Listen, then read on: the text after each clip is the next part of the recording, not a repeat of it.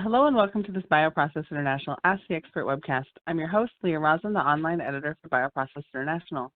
Before we get started, just a couple of notes. This webcast is being recorded and will be made available for replay in the multimedia section of our website. We've muted the audio lines, but we welcome you to type in your questions for our speaker in the question and answer window on your screen. After the presentation, we will begin the question and answer portion, and I will ask our speaker your questions. Your questions in the question and answer window will only be visible to myself and our speaker. So thank you for joining us today. It is now my pleasure to introduce our speaker, Leang from HJB Bio. Great, thank you. Thank you for attending this webinar. I'll be presenting on what we're doing at HJB for protein A chromatography. We're using automation instead of multi-column chromatographies to increase productivity, and I'll go through the detail on the reason and why we're doing this. So a little bit about myself. I'm the Senior Director of Global CMC Operations for HJB, working with clients here in the US that want to take a project from DNA to IND at a CDMO. I worked in downstream development and clinical manufacturing prior to this at Bayer Healthcare and NGM Bio, and been in the industry for 10 years. So what is HJB? And I'll give you a little bit of background on why we're doing the work that we're doing. So HJB is a CDMO in Hangzhou, China. We have seasoned industry veterans leading the company. Jerry Young, Frankie, and Chris Wang all have 25 years or more experience in industry. And the reason why we came to HJB is because we wanted to lower the find and develop a manufacturing process that lowers the cost of goods ultimately to the patients. And part of this is to implement our perfusion continuous platform, which includes upstream and downstream. And part of this work, goes into, or part of the protein A work goes into this perfusion continuous platform. The services that is done at HJB includes development and manufacturing services. So development includes everything that's needed to get a product for IND and manufacturing. The cell line development, upstream, downstream, analytical, and formulation development, all done in one building. For our manufacturing service, we offer DS/DP pilot manufacturing. We'll do cell bank, DS, and DP manufacturing, again, all in the same building in Hangzhou, China. So that's, we think that the way we built all the services in one building allows us to get speed and ultimately lowers cost of goods, because we're able to talk directly from development to manufacturing, hand things over efficiently, and have, as we introduce new technology, both sides are actively discussing with each other, how do we do this more efficiently. So one of these steps that we've talked about is protein A, and for obvious reasons, because it's one of the most expensive resins in the MAB purification process. So let's go straight and talk about what is done in protein A. So for a typical development, I've shown here on the graph on the left-hand side of the slide, a DBC graph versus residence time. There's two different resins that I've shown here. One is your typical resin, and then another one is a little higher capacity resin. Not naming the vendor here, but you can probably guess which resins these are. So of these two resins, when you pick where to operate, typically you pick 4 minutes residence time for the typical and 6 minutes for the higher capacity, just to get that higher binding, more protein loaded on the resin, which the 10% DBC breakthrough is 45 and 60 respectively. So how would you then scale this up? If you do a typical phase 1 process where it's 1,000-liter bioreactor, 3 grams per liter, that means you have about 3,000 grams of protein to be purified. So looking at the table on the right, that's where I started from, 3,000 grams of protein, and just calculating what column volume you would typically use, which is about 18 to 19 liters, depending on the resin. Again, the load residence time is 4 and 6 minutes. DBC is 40 and 55 respectively. Taking 10% off the 10% DBC. The cycle time I've calculated based on what your current operation, typical operations are, with the typical number of CVs for your 3 washes, your elutions, also including a sanitization cycle. So when you calculate, all of these parameters with the cycle time, you end up having to do 4 cycles for the typical and 3 cycles for the higher capacity resin. And that gives you exact operational time of 11 hours. So what I've done in the slides going forward is try to keep these time at 12 hours total. So it's apples to apples comparison. So the productivity at this stage with these numbers is 15 grams per liter per hour, and the batch cost is a little over $110 per gram. So look at the way you choose these resins. It's not that big of a difference, actually. Going to the next slide, what is resin productivity? That's where I want to discuss, the bulk of my talk is productivity. It's defined as the amount of protein purified over the resin volume and the time it takes to purify. So the protein purified depends on the DBC and the yield. The resin volume and time depends on multiple factors, which is how much plant time you have, the operator shifts, the residence time, operational conditions. So there's many levers that you would have to think about and coordinate as you think about what is the best use for productivity. So one way to increase productivity, which has been around for several years now, is the MultiColumn chromatography. There are several systems out there that are already GMP ready.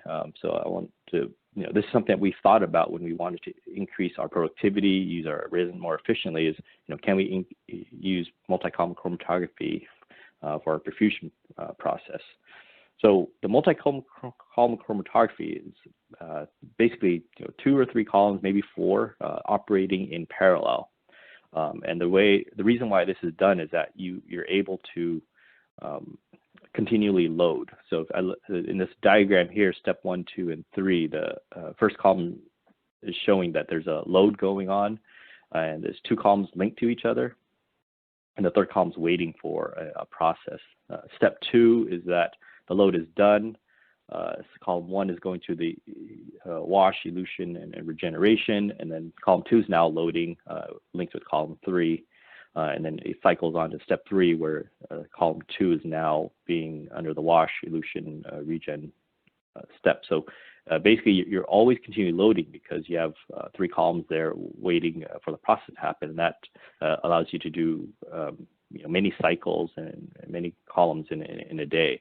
The other benefit of doing parallel columns is when you link the columns 1 and 2 together, you can overload the column in one past the 10% DBC, because anything that doesn't bind to the first column will be caught in the second column.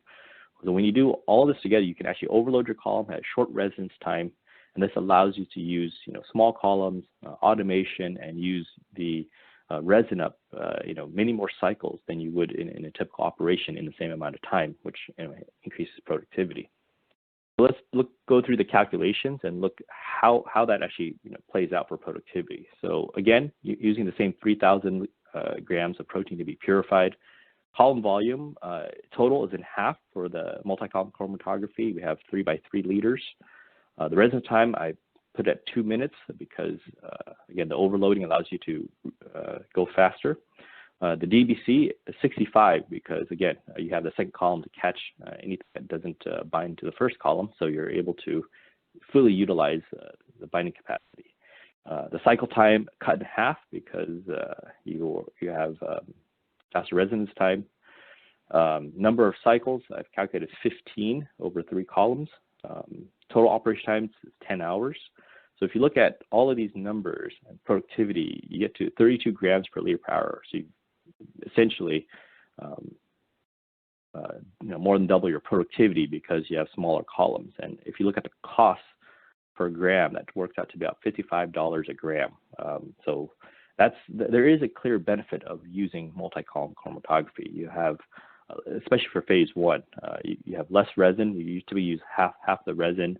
The cycle count goes up. You use the resin to its life cycle. So if you do 2 to 3 batches on this, you've used up a little about half of the total life cycle, and that makes it a much more efficient process for everyone involved, whether you're the CDMO service provider or the client. So the question that we asked ourselves is, can we get some of this benefit of multi-column chromatography, doing lots of cycles with automation, and not have to implement new equipment, because the equipment is costly, and it's not, at least to my knowledge, it hasn't been approved yet for a commercial process. So people are still trying to figure out how to get it for a commercial process. So in the meantime, we still have to implement something to improve productivity. So we thought about using residence time, taking the concept of fast flow. Will that allow us to increase productivity? So looking at a single column again, the higher capacity resin, I've chosen three residence time. It's 2, 4, and 6 minutes.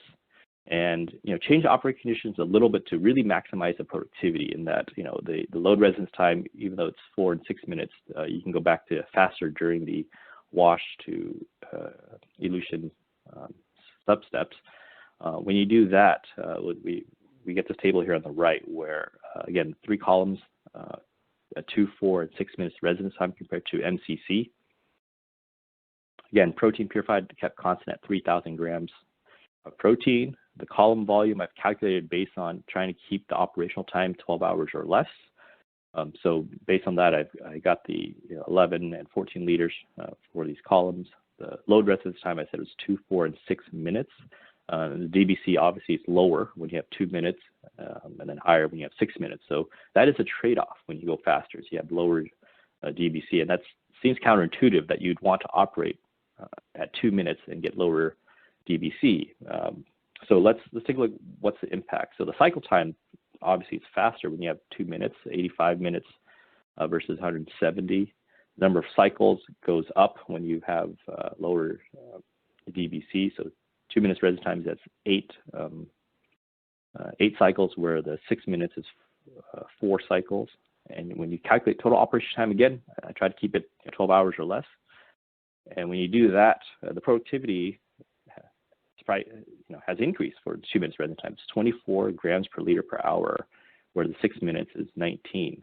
So even though you're not operating the full DBC or the full binding capacity of the resin, you actually get higher productivity. So for phase 1, when you actually calculate batch cost per gram, it's $66 per gram at 2 minutes residence time.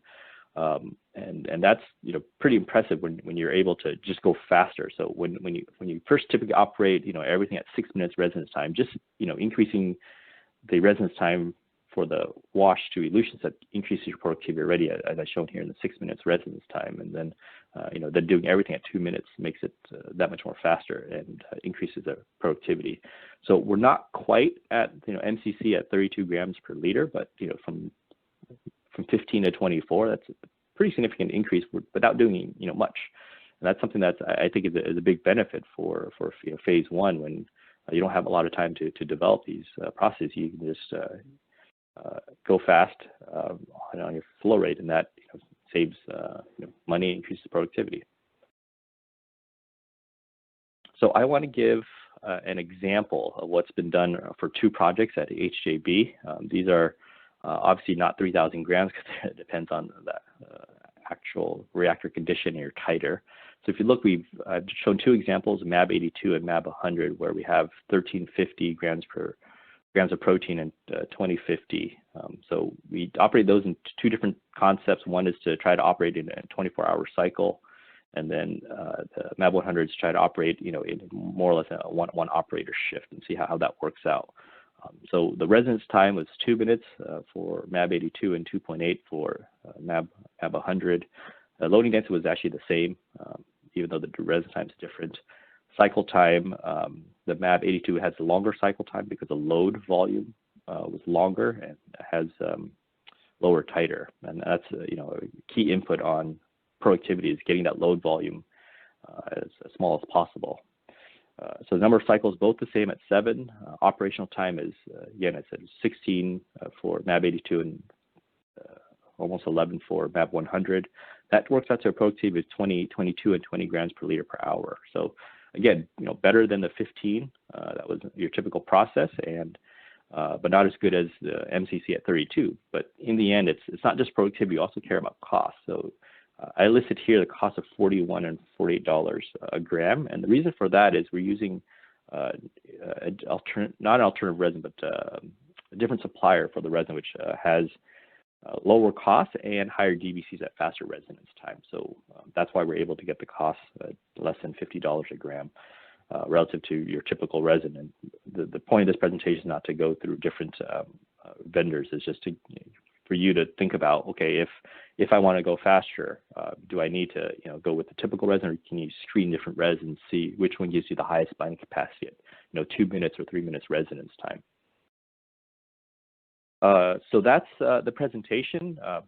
I'm happy to take questions. I want to go over high level that we know multi-column chromatography reduces resin utilization, and that's mainly through automation and high cycle count. So taking that automation principle and high cycle count, but just for one column, you can get a lot of the benefits without implementing a new system, and that's something that we're already doing at HJB. And thank you for your time, and I'm happy to take questions. Okay, great. Thanks, Dan. So the first question is, for MCC, how do you monitor titer of product during loading phase? Yeah, so there's different ways to do it, but basically it's on the UV, and the different companies operate differently, but I think the GE monitors the UV slope. As the UV starts to increase past the baseline of loading, it'll switch over to the next column. So it's automated loading. For I think another vendor, they use the area under the UV curve, so that as you have a zero baseline during the load, where HCP is flowing through, you have some UV, and when your protein starts to break through, your UV will increase. So when that happens, the area under the UV is calculated, and at some certain point it switches over to the second column. So even though there's breakthrough in the first column, you actually don't lose protein, because that's all being caught in the second column.